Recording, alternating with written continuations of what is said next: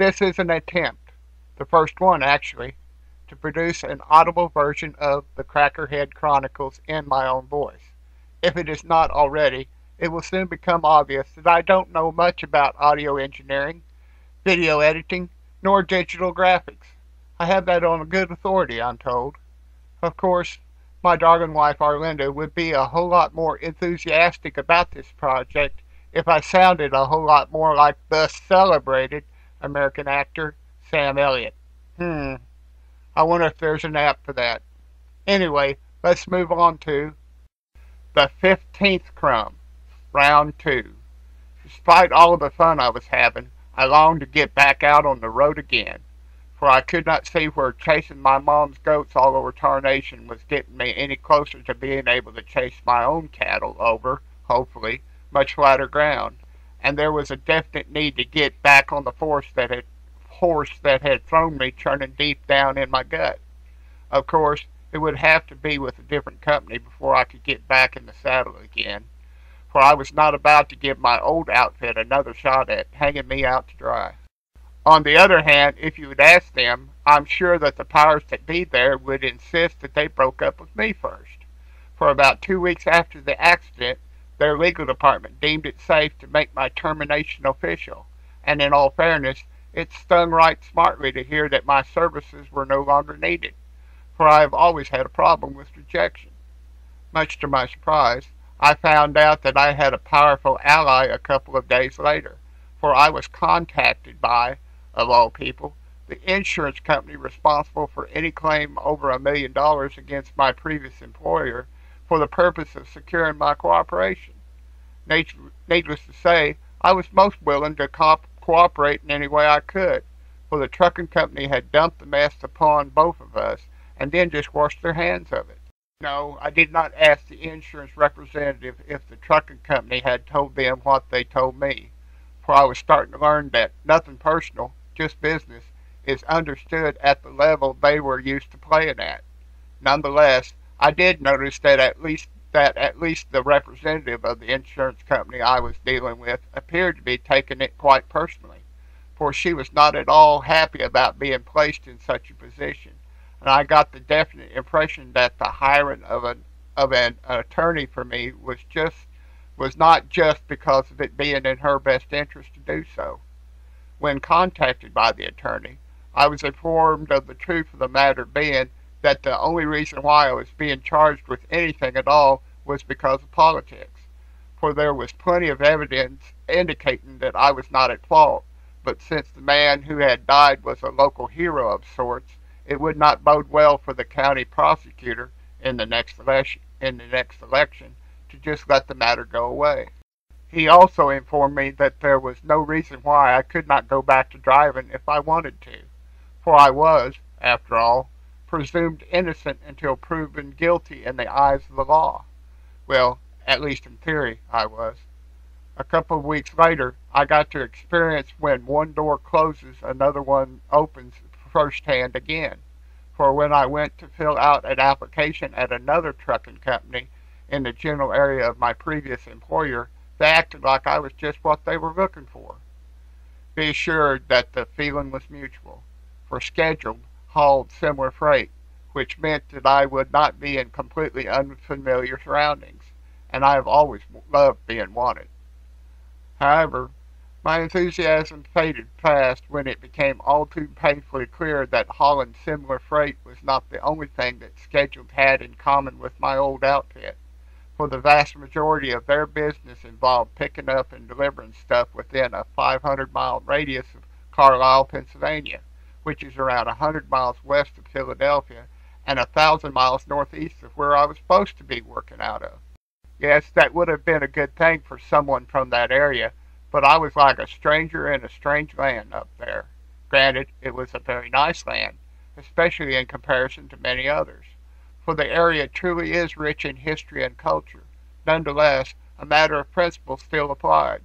No, it was not all bad, for I no longer carried the stigma of working for those other guys, and the scheduled trucks were set up to run a full 10 miles per hour faster, which sure came in handy when I was allowed to take a couple of loads all the way to California all by myself. Just how good those two California loads were is debatable, however, for it took over a week to get a reload on both occasions, and the last one included getting rolled by a hooker, don't ask, while impatiently waiting to hear my dispatcher tell me something more than just to call back in a couple hours. About a month before my final court appearance concerning the fatal accident, I started reminding my dispatcher that I had to be there, for my lawyer had told me that I would be surely heading to jail if I failed to appear, and my dispatcher kept assuring me that he would be able to get me a load that would allow for that. Now, the load that he put me on was scheduled to be unloaded early in the morning on the day that I was scheduled to appear in court. Since where I needed to be in court was a good 6 hours from Sumter, South Carolina, it would be cutting it close. But my dispatcher assured me that he had made arrangements with the Walmart distribution center there that would get me empty in plenty of time to make it to court. Well, either it was a complete breakdown of communication somewhere or someone was flat out lying. For when I tried to confirm what I was told when I got to Sumter way early to ensure that there would be plenty of time for unloading, no one there appeared to know anything about any special arrangements. In fact, a couple even snickered when I asked them to get in touch with someone who might know about such. As time kept marching on, I grew increasingly more desperate. Finally, I told the dock manager that if he didn't have me unloaded by a certain time, I would have no choice but to leave with the load if he did not want me to drop the trailer somewhere on the yard so that they could put it in a bay when they got ready for it. If I remember right, he just smiled. No, it wasn't a bluff, for I had to be to court on time, and when my deadline passed, I headed to the outbound gate with my still loaded trailer. If I had have been in a better mood, I would have felt more sorry for the guard at the gate, for he acted like he had never faced such a situation before, and he started making calls to see what he should do. It was real simple to me, for I had already told him that the seal was still intact, so all he had to do was lift the swing arm and let me on my way, but he insisted upon making his calls before he would do anything. Thankfully, it did not take long before he got the word that I was to drop my trailer in an empty space to the side, for I was ready to drive right through that swing arm. So I wound up bobtailing, running without a trailer, which was a blessing, for I could make a lot better time that way, and I did indeed make it to court when I was supposed to. After court, I had even more to be thankful for the case was resolved to the relative satisfaction of 5 out of the 6 parties involved. It was, of course, scheduled who was not happy, for I had dared to do what I had to do, and their obvious irritation turned to pure, unadulterated outrage when I informed them of my intent to go to work for another company a couple of weeks later. No, it was not like I was leaving them in a bind, for I was giving them plenty of notice when many drivers just hand in their keys and say, "I quit." On the other hand, it could be argued that I had not been being completely honest with them, for I had already lined up another job several weeks before, but since my new outfit did not haul loads down where I needed to go for court, I stayed put until that was over. As it turned out, I was not the only one who was not being completely honest about their intentions, for less than a month after I left their employ, scheduled closed for business without any prior notice, which left most, if not all, of the drivers out on the road stranded without enough fuel to make it back to the home base in Arkansas. Oh yeah, I'm sure that made whoever was left holding the bag really happy. Sarcasm here. For I can't recall if anyone left their truck on the side of the road when it ran out of fuel, but I do remember hearing about dozens of trucks that were left in truck stops where the drivers had either hopped on a bus or got a ride from another trucker. No, I did not see it coming, for the reason why I went to work for someone else was so I could be with my wife for at least 3 days every week. Oh, have I failed to mention something that may be pertinent?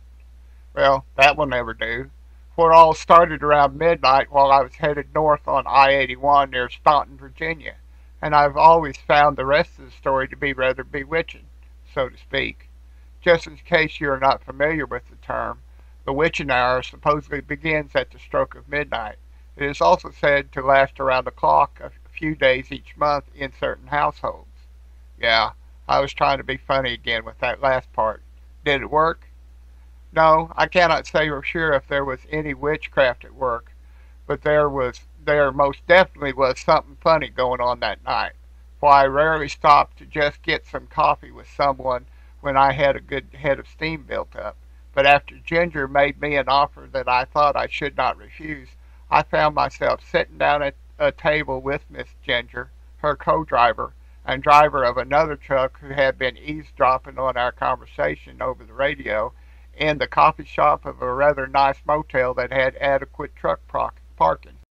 Yeah, I know what you are thinking, but you would be wrong, for I had long since discovered that for every Ally McGraw on the radio, as in the 1978 movie Convoy with Chris Christopherson, there were dozens upon dozens who were at least 10 times greater, and we're talking about size here, not attractiveness. Besides, Ginger was not after me, for it was for the sake of her sister that she had wanted to meet me in person, and after talking to Sherry a few times over the phone, I wanted to get a load going through Columbia, Missouri as soon as possible. Yes, I did have thoughts of coming full circle, for it was while a student at Mizzou there in Columbia that the wheels came off of my express train to the top, but I also knew that it remained to be seen whether that circle would be actually completed or not. The year was 1989, but I do not remember just exactly when it happened. What I do remember is that more was accomplished than expected or even hoped for instead of merely getting to meet Sherry, she invited me to also meet her daughter, father, and mother, and by September of that year I was officially welcomed into her family. The wedding was something to behold, for Sherry had always wanted to get married outside in one of Columbia's beautiful parks, and it all went off without a hitch. Then came the honeymoon, and it was a disaster for the most part, for against her better judgment, Sherry agreed to go out on a run with me. No, she did not appreciate the sights that she was being shown as much as I thought she should, and then I got way too drunk at the Gables, which was not all my fault, for the owners and patrons of the bar in Southington, Ohio, around 20 miles northwest of Youngstown, which had adopted me during a particularly severe lake effect snowstorm a couple of years before, were very glad to see us. It would have been quite rude of me to refuse to drink everything that they were buying for us. Yes, it got rather ugly after the lights went out that night, and as if that was not enough icing on the cake, we had to drive almost completely across Pennsylvania on I-80 the next day, for it was the last road that someone with a hangover would want to traverse. Put it this way, I have actually seen a trailer break in two after hitting a pothole that went all the way across both westbound lanes of that road, and the eastbound side was just as bad, of course, for Pennsylvania is all about fairness, be assured. Okay, it is unfair to single out the state, for the federal government had their part to play, but it was well known among truckers that one would do well to gird their loins tightly when attempting to traverse the roads of Pennsylvania. Anyway, there were a couple of high points to our honeymoon, for my first drop was in the Boston, Massachusetts area, and that allowed us to take a tour of the USS Constitution, which is a U.S. Navy warship commissioned in 1797 that is docked in Boston Harbor. As it turned out, the tour was a rather personal one, for by the time we got to the site, turn hours had just ended. But when an officer heard that we were on our honeymoon and had come there in a semi, he brought us aboard. Moreover, he even took us down below to see the personal quarters of the men stationed on the vessel, which is not part of a normal tour. Another high point was eating a fabulous lobster dinner on a restaurant that was docked in another part of the harbor. Hey, if you love lobster as much as I do, you would consider that to be a high point too. Alas, what was gained in Boston was lost the next day, for my final drop was in Clinton, New Jersey, which is located in the middle of the concrete jungle across the Hudson River from New York City, and Sherry did not leave the sleeper until after we were safely out of that part of the Garden State. No, it was not all that bad to me, for Clinton was where I always emptied out on that run, and I had gotten used to the area. In fact, I got to where I rather enjoyed going there, for the workers on the dock treated me like one of their family, and that is certainly more than I can say about most of the places I have been. Yes, the company that I was driving for at the time was not like the others, for they specialized in LTL, less than a truckload freight, from the St. Louis, Missouri area and ran only two trucks, with one going back east and the other out west. The western truck ran as a team, with the owner of the outfit being one of the drivers, for it went too far for one normal driver, legalities notwithstanding, to complete a run on time, whereas I was the only driver of the eastern truck, and I would regularly finish my run in around 60 hours, depending upon how many drops and pickups were scheduled. For I would leave St. Louis Sunday morning or so, and drive straight through to either Fulton, New York, around 25 miles northwest of Syracuse, or Clinton, usually, and be back in St. Louis by Tuesday evening if all went well. No, that could not be done legally, for according to the hours of service regulations at the time, a driver must take a break for at least 8 hours after being on duty for at most 10 hours, and they could not exceed a total of 60 on-duty hours in 7 days or 70 hours in 8 days. By definition, being on duty included a host of things, for aside from driving, obviously, handling freight, making repairs or improvements on the truck or trailer, performing safety checks, fueling, and anything else that could be construed as being truck-related work must also be accounted for. Therefore, it would legally take around 78 hours to complete a run to only Clinton and back, and even at that, not everything would be logged as it really should be, for it always took a lot more than 15 minutes for unloading and loading, but that was all that would be logged for each. Yes, that was generally acceptable when it came time for a DOT, Department of Transportation audit of a company's records, and that was also true of other on-duty entries, for what they really focused upon was going over 10 hours, speeding, logging more than 50 miles per hour in states with a 55 mile per hour speed limit, 60 miles per hour in 65 mile per hour states, etc., and failing to log a full 8 hours off duty on break after 10 hours on duty. It was sometimes different out there on the road, however, for some states required at least 4 hours logged in the sleeper during an 8-hour off-duty period, and an awful lot of inspectors took their job and themselves way too seriously, if you know what I mean. There were some exceptions on the other side of that issue, and I had the pleasure of meeting one of them on U.S. Highway 51 a few miles north of Covington, Tennessee, around 40 miles northeast of Memphis one day. For after he had pulled me over for a spot inspection, he asked if he could sit in the jump seat for a little while, and then he proceeded to entertain me with story after story about some of the things that he had experienced on his side of the road. One of those stories was an absolute classic, for after checking the logbook of a wild-eyed young man, he asked him if he could take a look under the hood of his truck. When the driver asked him why he would want to do that, my favorite Tennessee DOT inspector told him that he wanted to see how he had his jet turbine engine mounted. Obviously shaken, the driver then told him that he did not have a jet engine of any kind under the hood of his truck. And in reply to that, the inspector told him that he must have one, maybe even two, for that would be the only way that he could have driven from Salinas, California to Memphis, Tennessee, around 2,038 miles, in only 10 hours.